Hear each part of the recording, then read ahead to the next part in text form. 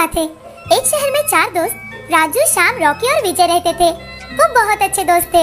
वो एक साथ खेलते और एक ही साथ स्कूल में जाया करते थे। राजू, श्याम और रॉकी के घर की परिस्थिति अच्छी थी, मगर विजय के घर के हालात बहुत बुरे थे। कुछ दिनों में गणेश चतुर्थी का त्योहार आने वाला था। तभी उन चारों ने मिलकर एक योजना बनाई। राजू ने सभी दोस्तों को अपने पास बुलाकर, मैंने एक योजना बनाई है। हम सब पैसे जमा करके गणेश जी की मूर्ति लाएंगे और उसकी पूजा करेंगे। हाँ, मैं भी कल मेरे मम्मी पापा से पैसे मांग कर लाऊंगा। हाँ, हम ऐसा ही करेंगे। मैं कल ही घर से पैसे लेकर आऊंगा। उन तीनों की बातें सुन विजय ने कहा, दोस्तों, मैं पैसे नहीं दे सकता। मेरे माँ पिताजी के पास इतने पैसे नहीं हैं। विजय की बातें सुन राजू को गुस्सा आया। राजू गुस्से से विजय से, अगर तुम पैसे नहीं दे सकते तो तुम हमारे साथ गणेश पूजन में नहीं आ सकते। अगर तुमने पैसे दिए तो ही हम तुम्हारे साथ खेलेंगे, वरना तुम यहाँ से चले जाओ। राजू के ऐसे कहते ही विजय उदास मन से घर लौट आया। उसका उतरा हुआ चेहरा देख विजय की माँ सीमा विजय से, बेटा तुम उदास क्यों हो, क्या हुआ है? माँ, मेरे दोस्त गणेश जी की मूर्ति लाने वाले हैं और उनका कहना है जो पैसे देगा वही उसकी पूजा कर सकता है। मैंने उनसे कहा कि मैं पैसे नहीं दे सकता, तो उन्होंने कहा कि तुम हमारी पूजा में नहीं आ सकते। बेटे, इतनी सी बात को लेकर कोई उदास होता है भला? माँ, मेरे सारे दोस्त गणेश जी की मूर्ति बैठाएंगे, मुझे भी गणेश जी की मूर्ति बैठानी है। चलो हम एक काम करेंगे, सुंदर सी मिट्टी की मूर्ति बनाएंगे। वो रंगों वाली नहीं जिसमें रासायनिक रंग होते हैं। हम तो तालाब की साफ मिट्टी से गणेश जी की मूर्ति बनाएंगे, जिससे जल प्रदूषण भी नहीं होगा और गणेश जी की मूर्ति भी बन जाएगी। फिर तुम उसे स्थापन करके पूजा करना। सच में माँ? हाँ बेटे, चलो हम तालाब से मिट्टी लेकर आते हैं। हाँ चलो माँ। ऐसा कहकर दोनों तालाब से मिट्टी लेकर आते हैं और उससे एक बहुत ही सुंदर गणेश जी की मूर्ति बनाते हैं। उस मूर्ति को घर के सामने बरामदे में रखकर उसे फूलों से सजाते हैं और फिर मूर्ति की स्थापना करते हैं।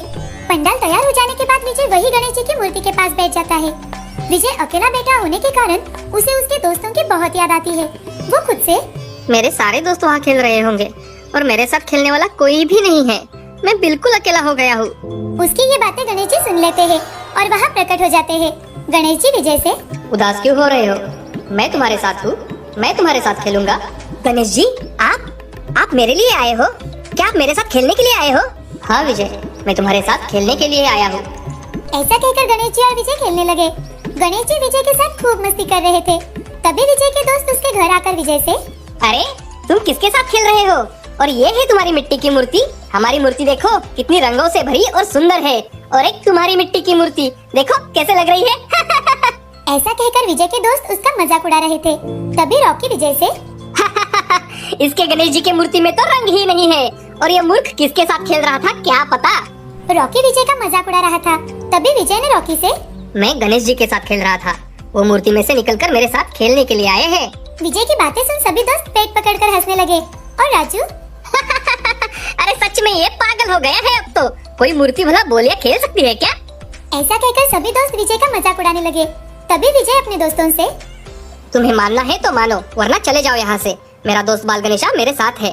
हाँ हाँ, हमें भी तुम्हारे साथ नहीं खेलना। ऐसा कहकर सभी दोस्त वहाँ से चले गए। तभी बाल गणेशा विजय के पास आकर, क्या ये तुम्हारे वही दोस्त है जो तुम्हारे साथ नहीं खेलते? हाँ गणेश जी, ये मेरे वही दोस्त है। देखो वो अभी भी मेरे साथ नहीं खेल रहे, और कोई मेरे साथ तुम खेल रहे हो इस बात को भी नहीं मानता। कोई बात नहीं विजय, मैं उन्हें अच्छा सबक सिखाऊंगा। गणेश जी, वो जैसे भी है मेरे दोस्त है, आप उनको कुछ मत करना। तुम परेशान मत हो विजय, मैं बस उन्हें सबक सिखाने की कोशिश करूंगा। ये बोलकर गणेश जी ने अपना चमत्कार किया। गणेश जी ने सूंड से राजू को उठाया और दूर जाके गिरा दिया। राजू जल्दी से उठता है और अपने दोस्तों से, अरे रे रे, ये किसने गिराया मुझे? सभी दोस्त एक दूसरे की ओर देख रहे थे। उन्हें कुछ भी समझ में नहीं आ रहा था। तभी राजू को विजय की बात याद आई। अरे विजय बोल रहा था कि उसके साथ गणेश जी खेलते हैं। मुझे लगता है ये चमत्कार उन्होंने ही किया है। ऐसा कहकर राजू और उसके दोस्त विजय के पास चले गए।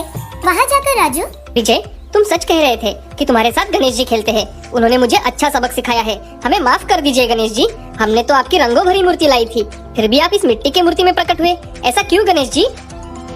तभी गणेश जी सबके सामने प्रकट हो जाते हैं और बच्चों से, मैं रंगों की मूर्ति को नहीं चाहता, मैं तो बस इतना चाहता हूँ कि तुम मेरी सच्चे दिल से प्रार्थना करो।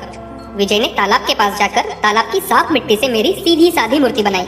ये मूर्ति ना तो रंगों के केमिकल से बनी है, ना ये पर्यावरण के लिए कोई हानि पहुँचाती है। इस मूर्ति से तालाब के जीव जंतुओं को भी कोई नुकसान नहीं होता, इसलिए मैं विजय की मूर्ति में प्रकट हुआ हूँ। बच्चों को अपनी गलती का एहसास हुआ।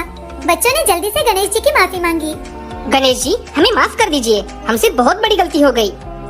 हाँ गणेश जी, हमें माफ कर दीजिए। बच्चों की बातें सुन गणेश जी उन्हें माफ कर देते हैं और सारे दोस्त मिलकर विजय के पंडाल में ही गणेश उत्सव मनाते हैं। हर रोज गणपति की पूजा करते हैं। बच्चों ने उस साल गणेश चतुर्थी बड़ी श्रद्धा के साथ और बड़े धूमधाम से इस कहानी से हमें ये सीख मिलती है कि गणेश चतुर्थी पर हमें सिर्फ मिट्टी के गणेश जी की मूर्ति की ही पूजा करनी चाहिए। केमिकल